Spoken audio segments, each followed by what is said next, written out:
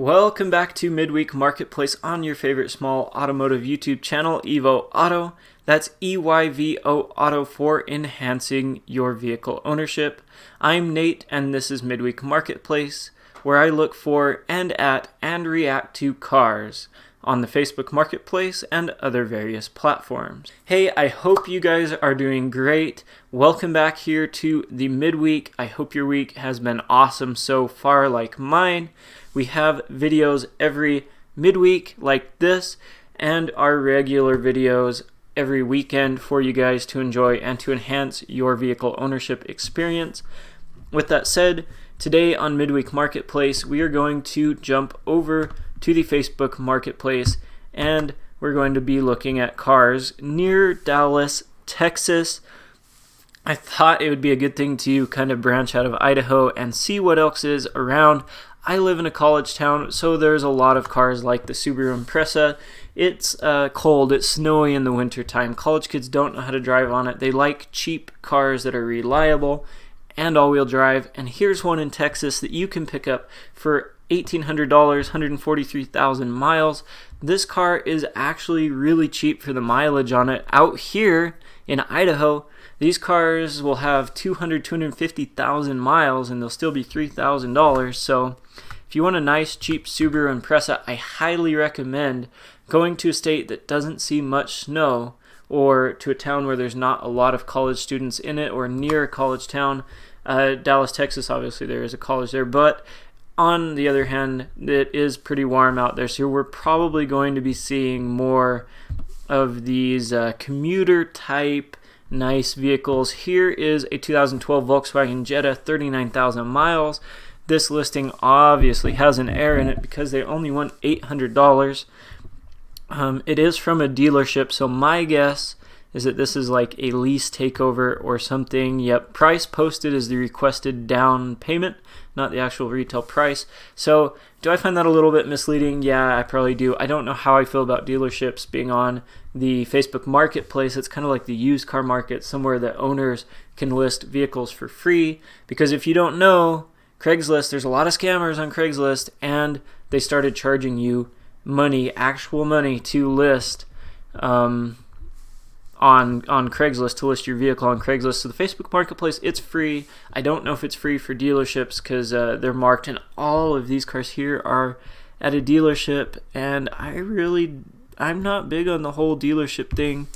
Here's a 2000 Toyota Camry, 145,000 miles. This is in Dallas again, and I'm gonna have to blur that person's name out because there's apparently no description. You know what? There's pretty decent photos here. It's in a parking lot. There's probably not a whole lot of space to get out of town there and take pictures. This car looks pretty nice, $2,000. I don't know. You'd have to go test drive it. I'm a fan of the Toyota Camrys and the Honda Accords, of course. I myself have been looking for a CR-V. Again, it gets snowy here. I like the all-wheel drive. I like the idea of being an SUV. This one gets 22 miles to the gallon combined, 20 miles to the gallon in the city. If you don't know, my Audi A8, it gets like 12 to 11 miles to the gallon in the city, so it's time for me to find something else. Now, it does get better gas mileage on the highway than a CR-V, but CR-Vs drive for a long time, and they're pretty nice cars. They're roomy, they're comfortable, all of that stuff. Now, here in Rexburg, we do have the problem. They'll have, again, like 200, 250, 300,000 miles, and they'll still want a crap ton of money, which I think is probably the case here too. 199,000 miles. This car looks very, very clean. $2,500.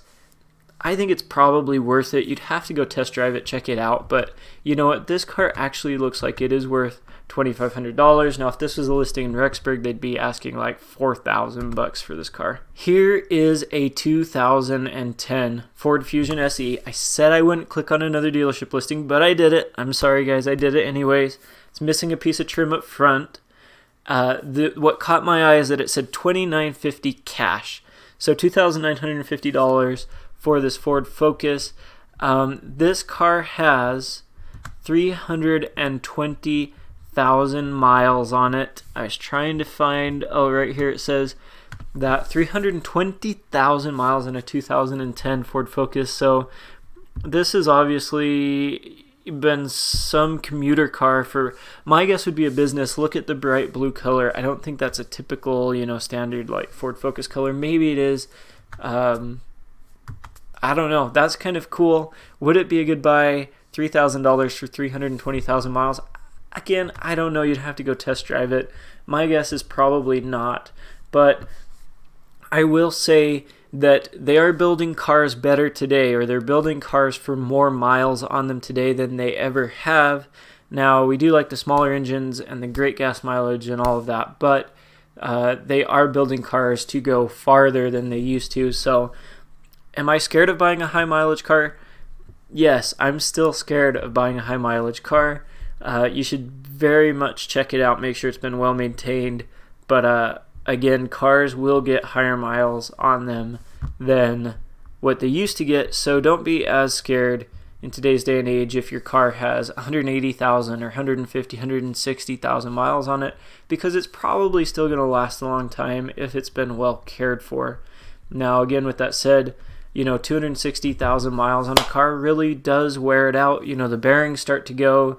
The interior is going to be more worn because it's had so many hours of being sat in and crap like that. So here's obviously a 96 Suburban parts car. It's got 260K on it. It's got a motor, no transmission.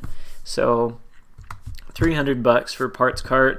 That's a proper use of the Facebook Marketplace to sell a parts car. But again, higher mileage vehicles, you have to go test drive them. Be very careful with checking them out, and I wouldn't recommend making them your super reliable, ultra long road trip driver. I instead would probably consider making them your daily commuter or your daily driver. If you're going to rack up the miles on something, what's better than to start with something with high miles? You can get it for cheap, parts are cheap, and if it does break down or die, or if the engine finally goes out or something, then you're not at such a big loss. If it's a nicer car that you're going to spend a lot of money on and then drive a lot, which means you're going to devalue it a ton. No, buying a higher mileage vehicle is smart in the sense of a commute, because you already buy something that has depreciated completely and you don't really have to worry about losing money on it except in maintenance and repairs. So again, if you are going to buy a higher mileage vehicle, check it out. Do your due diligence. Do lots of research on the car, the brand, how much parts are, how easy are they to maintain, how reliable are they, and then on your test drive, go make sure it has no mechanical issues, and always take a buddy for a second opinion. Again, if this video helped you guys out, go ahead and smash that thumbs up button. I enjoy making Marketplace Midweek. I don't know if you enjoy watching it. If you do, or if you don't, leave a comment below and let me know what you guys want to see in future videos and what you would like to see from our regular videos here on enhancing your vehicle ownership. I hope you guys are doing great. Subscribe to the channel, and I'll catch you in the next video.